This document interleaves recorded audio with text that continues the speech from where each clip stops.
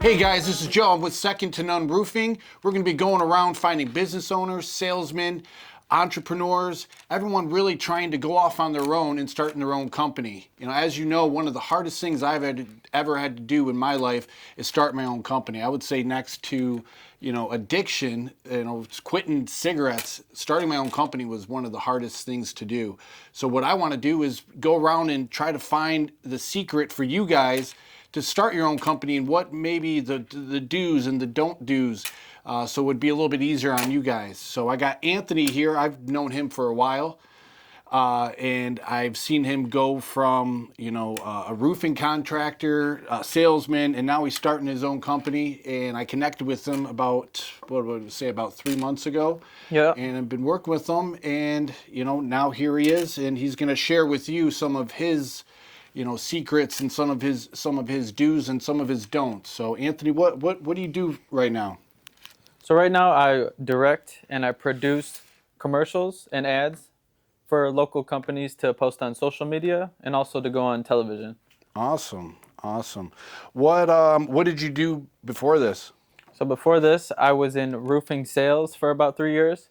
That's actually where I met you, selling roofs, selling Yes. siding and windows and Okay. things like that, exterior building products. Yeah. Yep, so outside sales position. So we're going to customers' homes where the husband and wife was at the table, and we would give them a price on their new roof or new siding, full replacement. How difficult was sales, or I guess how important was sales to where you're at right now? Would you say? Sales, I probably wouldn't be doing what I'm doing today without that sales job and without going Really? through sales. Yeah, for sure. To be able to just talk to customers and other business owners and articulate your words to, Get through what you have to do. It sounds like right. I remember sales was one of the biggest things I ever had to do. Sales is everything anyways. If you don't know how to sell, you're not going to be able to sell your way into a job. I don't care if you're an engineer, I don't care if you're applying for an art job. If you can't sell yourself, that's all you're doing when you're doing sales, by the way, is selling yourself and showing good body language, good eye contact. If you can't do sales, then you can't do anything. Everything is sales. A lot of people will say, I can't do sales. Sales ain't my thing. Well, you're selling me right now how you can't even do sales. So that's selling yourself right there, No, that's so true, because sales, it's whether I'm making a commercial or whether you're putting a roof on somebody's house, you're transferring that certainty that I am certain that I'm going to make your vision come to life. I am Yes. certain that your roof is not going to leak, and I'm going to be there no matter what happens through the next 20-year warranty or whatever you got going on. But it's everything. Yep, you're completely right, man. Yeah, sales is huge, I would say. So you're saying that you wouldn't be in the spot you're at right now starting your own company if it weren't for sales. Yeah, and going through that process. Yep, for sure. Would you say that someone would need a sales position before maybe starting their own company? I don't think necessarily 100%. I would completely recommend it though. Like if you're not sure what company you want to start right now, then I would get into a type of sales position just so you could start selling, because it is everything. It's it's probably a firm foundation of starting any type of company in the first place, A business means that you have money coming in. So whether you're selling a service, whether you're cleaning houses or whatever you're doing, if you have money coming in, that is technically a business at the end of the day. And if you're running a business and you figured out a way to have word of mouth, you could hire a sales team or a sales coach and a good salesperson. So it's not completely necessary, but me personally, I would recommend starting with sales for sure. I would have to imagine a lot of the viewers or a lot of people watching this video are going to be roofers, guys up on the roof, shinglers, ground guys. You kind of want to look at it like, you're in college right now. You're starting off as a freshman. You're at the ground, work your way up to the roof, be a shingler, because you're going to need all those things to know how to do it. And then eventually working your way into sales. People are going to tell you no. They're going to tell you no, sales ain't your thing. People told me no. I've had family tell me sales ain't my thing. I'm too much of a nice guy. Well, great. I am a nice guy. You don't have to be a dick to be a salesman. You don't you don't have to be slimy to be. I use me being a nice guy, my honest approach, to be in sales, and that homeowners feed off of that. You know, a little bit about my background. I started off doing. My dad was always in home remodeling. He's always told me, you don't want to be breaking your back, stay off your knees. Well, as soon as I did the opposite and started doing hardwood floors, I was doing, laboring, I was doing construction, rebuilding stuff, carpentry, trim carpentry, working down in the D, down in the slums, man. I was doing, some dirty stuff down there. In those homes, man, that was kind of gross. But the whole time I was thinking, I'm like, man, I want to be that salesman. I want to start my own company. So, I was looking at it like eventually I'll get there, and then worked my way up. And then once I got to sales, I got to know the customer relations. I found out how to get my own jobs, because that's a big thing. A lot of even the top salesmen, I would say, are always like, well, how do I get my own, jobs? Where am I going to get the leads from? Because you could be the best salesman in the world, but if you don't have the leads coming in, you can't sell the job. So you have to figure out those areas, and those will be in some other videos that we could talk about how to find, get your own leads. But I mean, first things first is you can knock your own doors.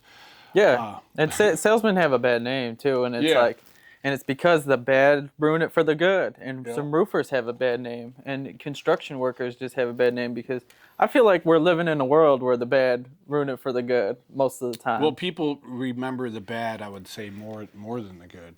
Yeah. So well put. You're more likely to get a bad review than a good review. So they say. Luckily, I don't have any of those. I'm sure you don't either. But everyone wants to talk about the bad things because it's drama. Everyone's like, oh my God, they're gonna be interested. That's interesting too, because it's like. It's like I feel like a lot of the world's addicted to being upset. Yeah, the drama. Yeah, the drama. Yeah. Everyone's about the drama, and they want it. I swear, I'll put something on Facebook. I'll put something on Facebook, something dramatic, and I'll get like 20, 30 likes. I'll put an inspirational quote, like, "Hey man, today's your day. Don't worry about it. Screw yesterday." I'll get like 2 likes. It blows my mind. But people are all about like, oh man, feel better. No, screw that feel better shit, man. I ain't put no drama shit, because I realize no one gives a shit. And as a man, why sit there and express your emotions? Because that's a man's duty, is to sit there and just go to work and shut up and deal with it. Life's hard, so.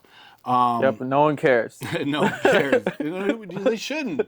You Right. shouldn't care either, man. Life's gonna be fucking hard. Yep. Life's going to be hard. Great, you're on the fucking ground, laboring. It's hot outside. Well, guess what? You got to feed your family. Guess what? That salesman's making more money than you. Well, guess what? You're not a salesman. Go be a salesman. Right. And a salesman have a heart too. Yeah, they do. So we're telling your son, man, that it's not all rainbows and butterflies being a salesman, man. You got to pick your heart. Yeah. No matter what you're doing, it's going to be hard. Just pick your heart and keep pushing through and stay positive. The one thing I remember about being a salesman, it's like it doesn't matter how many jobs you sold yesterday. It's what you're doing for me today. You could be the top salesman of the week, of the month. You could be 6 months in a row. If you ain't producing, you're out of there. Mm-hmm. You could do 2 million one year, and if you slack and do $1 million the year coming up, they're going to start looking in other directions. So with that being said, you always have to stay sharp. Being the salesman always ain't top of the food chain. So the company needs to run. We need everybody. Mm-hmm. Just yeah. So all right. Next question, man. What was one of the hardest point about starting up your own company, moving? Shoot, man, everything. Just everything. Honestly, it gets, and then. You seem stressed even thinking about it, man. Yeah, it's but I would say that initial first leap is probably the hardest. That decision. Yeah, making that decision that no matter what happens, I'm gonna do this. Yeah. I'm gonna start working for myself and creating a living. No matter what you're doing, whether it's roofing or making videos or sales. Really knowing that like you're the only one that's like that you have to fall back on. Not getting that. that crew leader to, ask for, an advance, or ask for work, taking that leap, that was one of my biggest, like, man, I'm not gonna have a company truck, I'm not gonna have leads coming in. It's all on me. And, once you get to the next level, that's what you want. Yeah. You want everything's on you anyways, in your house, you're taking care of your family, if the bills are coming to pay it, everyone's looking at you. Everyone's, hey, Dad, bills are shut off. Same thing when you run your own company, man. Same thing. Everyone's looking at you like, come on, man, where are the leads? Where jobs aren't being sold? So it's just a next, level of hard, and you just have to really, run towards your fears. I've come to find, I would say, is, I used to be able to be like, man, I don't want to do that. And when you start running towards the things you don't want to do, and come to find it's easier and it's not that scary anyways. Yeah. It's kind of crazy. I heard this one quote that said, it was never hard. It's the way that you think about it. Right. And that's a good way. And like one of the hardest things is probably just unlearning all the stuff that you're taught. Because in school you're taught to get in line, follow somebody else, follow the leader, work for somebody else. Yeah. I think it was Thomas Edison. He said, I don't want a nation of thinkers. I want a nation of workers. Or it was somebody. I'll figure out and I'll put it on the screen or something. But yeah, no, my favorite quote is by Henry Ford, and it's whether you think you can do it or not, you're absolutely right. So if you think you can go to the moon, you're right. If you think you can't go to the moon, you're right. So it's all perspective, So if you think you can start your own company, you think you can be a salesman, you think you could, be a salesman to a laborer, you're right. This I've come to find, man, this life is everything. When they tell you you could be whatever you want to be when you're a kid, you tend to lose that. You think oh man, what are you talking about? You could literally be anything you want to be if you manifest it. People think manifesting is kind of strange and weird. I mean, my son asked me the other day.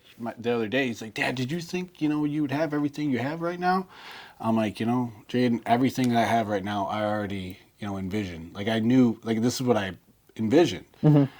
So if you envision big, you get big results. I would say. Yeah, so. I believe that too. I feel like if you could see that vision, I feel like it is completely there, and God already has a story mode set up for you. But it's when you want to free play and listen to people talking in your ears and ask people's opinion on things that have never done it that you'll start to doubt yourself too. Yeah. But if you believe you can, just like Henry Ford, man, you can. It's that simple, man. Yeah, be delusional. Yeah, hey, who cares what they say? If you think, for real. If you think that you're only as good as what your job is, and I mean that's what you're gonna be, man.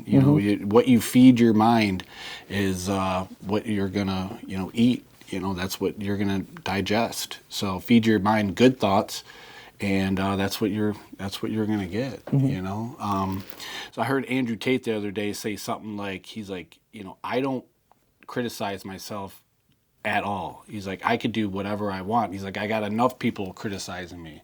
So why would I want to feed myself that mental thoughts when I don't need it? It's all garbage. Man.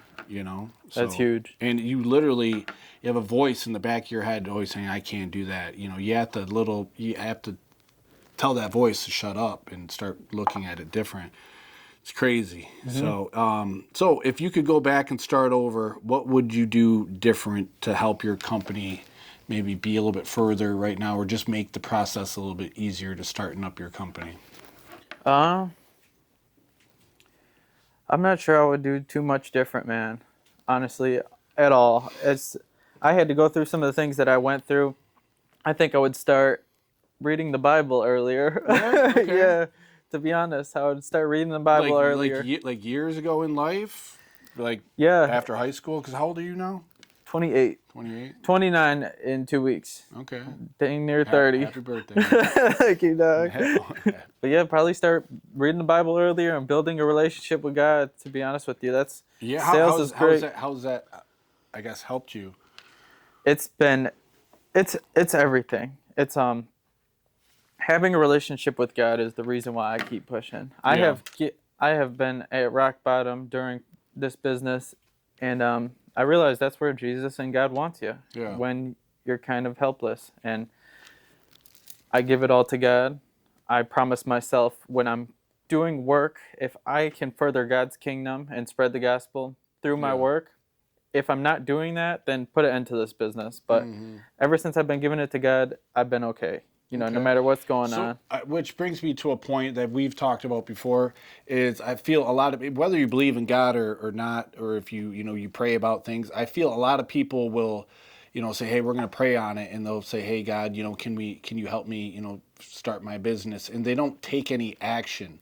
You could pray on it, but you still have to take action and actually, move forward on things and not just wait for it to happen. If you're putting, effort in, things will come, but don't, just pray on it and expect it to just to like pop up and appear. That's where I think the manifesting really gets, confusing, and people are like, oh man, I prayed on, leads to come in. Well, you didn't, you didn't try outsource new companies for leads to come in. You didn't go knock on any doors.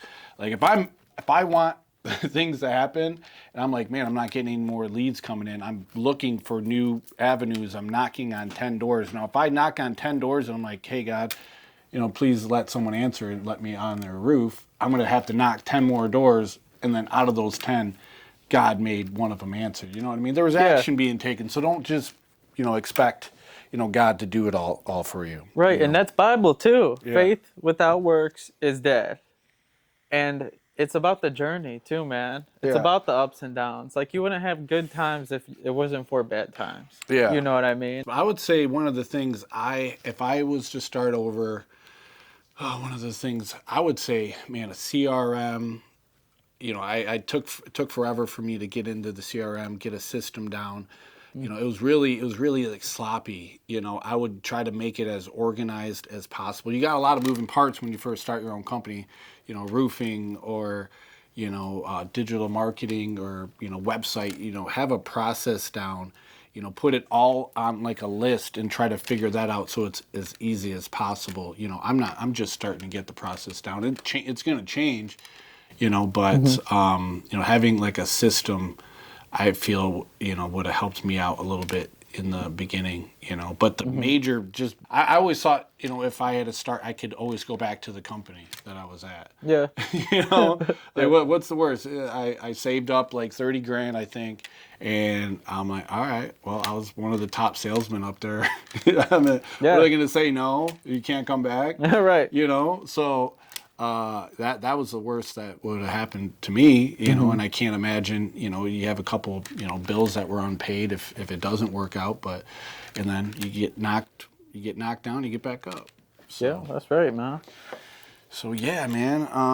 Let's see. How important is it to have, would you say, a mentor or someone when you're starting a company to look up to, someone to talk to, when you're starting your own company? I think it's extremely important to have somebody to coach you, especially somebody that's done it before. I was a roofer for most of my life, so it's kind of hard to find people doing videography with a similar mindset to coach me, but I'm still working on an actual mentor in the video business.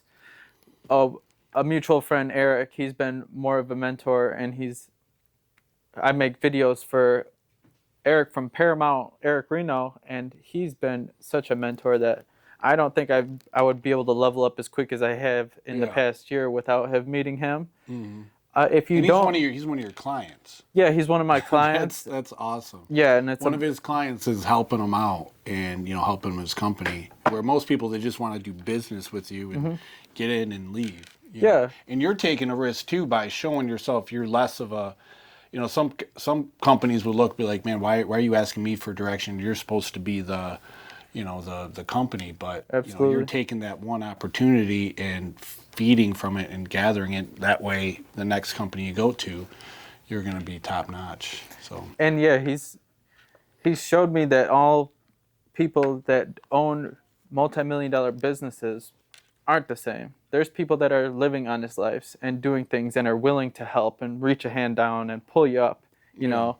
But if you don't have anybody like that around and you don't have a mentor that you could go to for help, I would recommend reading and Yeah. reading books of people who Yeah, have done it that's before. going to be my next question, but let's stay on this Yeah. question. As far as I feel, some people think they're too good for a coach. They could do the YouTube University. That's all good, but you're only going to get so much off of YouTube. You can get, Eric's on YouTube. He's my coach and now one of my mentors, and I'm paying him monthly to come and help my company out and help me be where he's going to be at.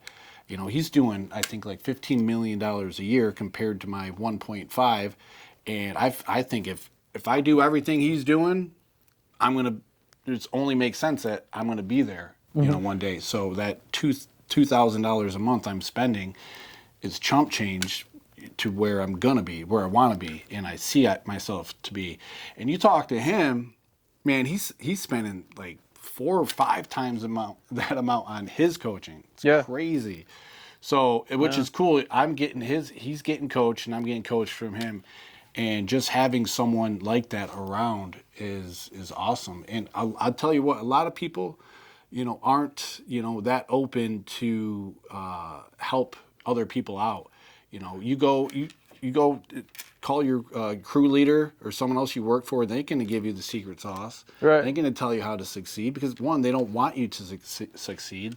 They don't want to see you do better than them because that's what they're worried about. I look at it like if my guys were to go and leave my company and start their own, I didn't do enough to keep them at my company. And or if they were to be better than me, I didn't do enough for me to grow as a company to, keep on growing, and I let someone else grow. I mean, it's going to happen. Some people are just born to make their companies grow. But, I'm not going to look at it like I'm going to get jealous. I'm going to say, hey, good for you. Share me some of your secrets. I said that to Eric, and he's like, yeah. He's like, I would just ask you, man, how'd you do it? Share some of the things with me. Man. So, which is good. Don't be too good to have a coach. It definitely. You should be able to find someone in your line of work where you could, reach out to and say like, hey, give a little tips here and there, and don't be. I would be calling them every day. Be annoying. Have them tell you and say like, dude, stop calling me. Yeah, that's huge. And if you're really good at a job, they might keep you there. So if you get good at, like, for example, roofing, if you're a good prepper and laborer, they're going to keep you laboring and prepping because you're good at it, and it's not expensive as paying you as a shingler. If you know that you have the skills and endurance to be a shingler, then I would recommend finding a mentor or possibly going and applying somewhere else if you feel like you got another $10 an hour inside of you. And sometimes they'll keep you down, man. You're right. Or going from, a shingler to a salesman. Who's to tell you that you can't go? Basically, what we're saying is people will keep you at the same position because you're comfortable there. One, they trained you all along to keep you there. Now they got to hire someone else, and now you're going to go and train somewhere else. So companies want to keep you at that position and will discourage you. Oh man, hey, sales ain't your thing, dude. Come on, you're a video editor, or hey man, sales is your thing. You can't start your own company, So, get out of your comfort zone and don't listen to that, to that noise. Family will even tell you, like we'll tell you like, hey man, that ain't your thing. I've always wanted a big house, and I've had family tell me before, oh man, Joe, you don't want that big of a house. Yeah, I do.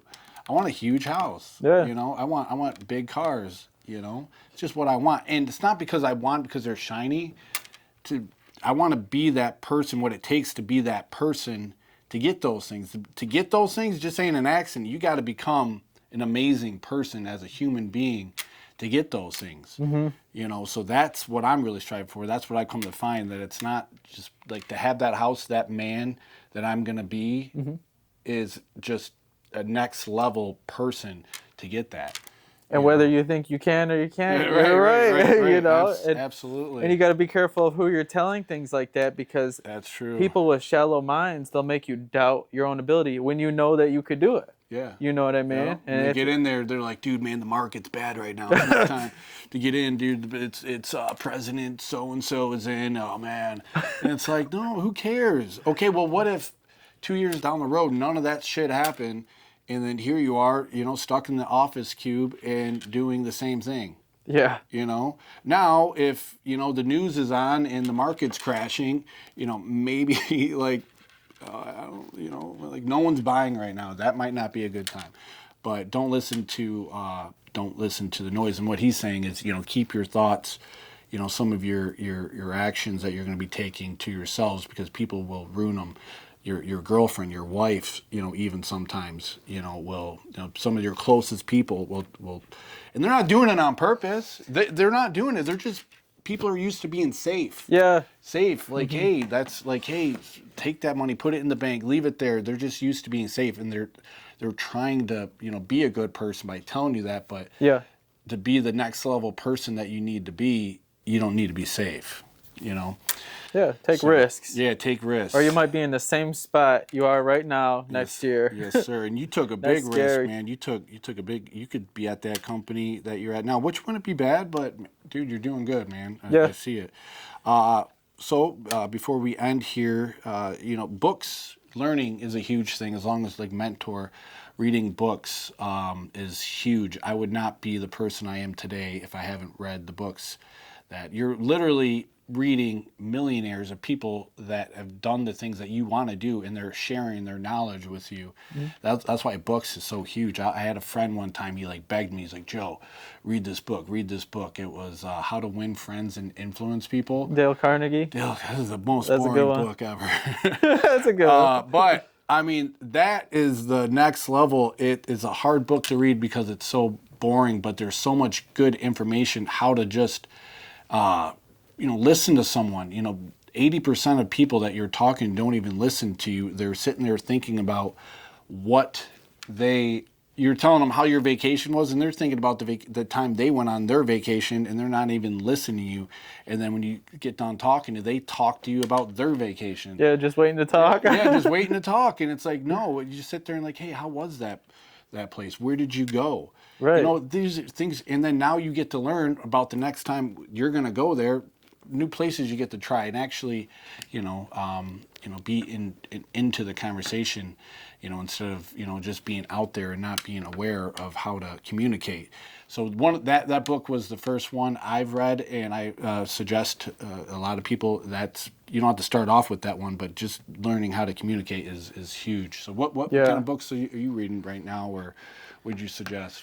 Yeah, just to add on to that too, is like God gave us 2 ears and 1 mouth for a reason, and I have a problem with that sometimes too. But it's but yeah, some books that I would recommend. A huge one that I keep rereading is Think and Grow Rich by Napoleon Hill. Yeah, a lot of Napoleon Hill stuff is really good. It's been like rewritten a couple of times, hasn't it? I think so. Yeah. Okay. Yep, that was a really good one. It's like more like modern right now. Someone like rewrote it. Is that? Yeah, I just read another one where it's it just came out like 2 weeks ago. Oh, really? Okay. Think and Grow Rich, or Think and Grow Rich in Babylon, I think it's called, and it's 3 it's top sellers all compiled into one. Yeah. What are some takeaways out of that book? Would you say that like live rent free in your head right now? What do you say? Just the shifting of your mindset. How we were talking about unlearning a lot of stuff and having to relearn things. It's Thinking and Grow Rich, and you could look up the statistics. I'd love to sit here and look it up and just read the statistics of how long it's been #1 for business help. It's been like since 1920 or something crazy. It helped make America what it is today, the book Think and Grow Rich. But it's just changing your thought process, unlearning. It helps you unlearn those things. And, because we all got the same 24 hours. And it's like, what are we doing differently than Eric's doing in his 24 hours? What are those habits? You know what I mean?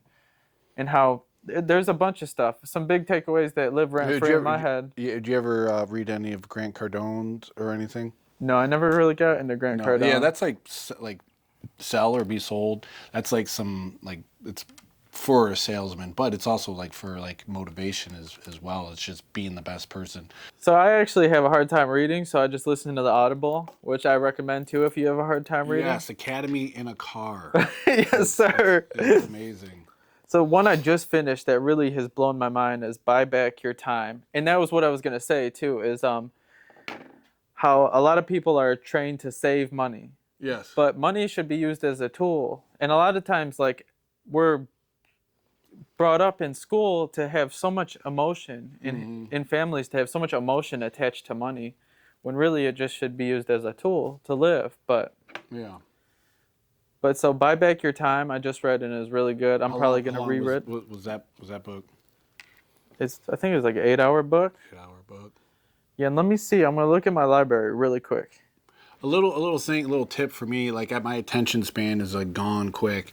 I like to maybe read like 10 or listen to. I literally will read a page and not even know like what I just read, and I'll be at the bottom like, what did that say? So listening is good for me. So I like to listen to at least 10, 15 minutes in intervals, I would say.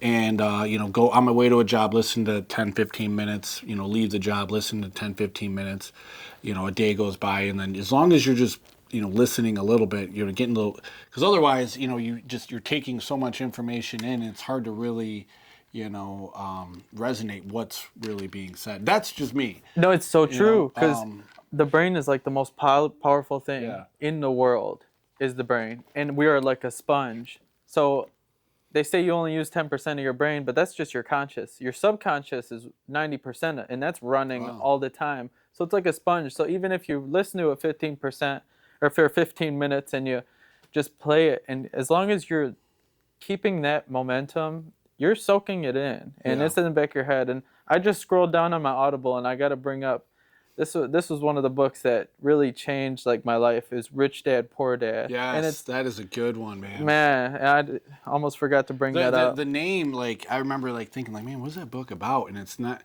the name doesn't give it like justice. It seems like it's totally different from what you would think.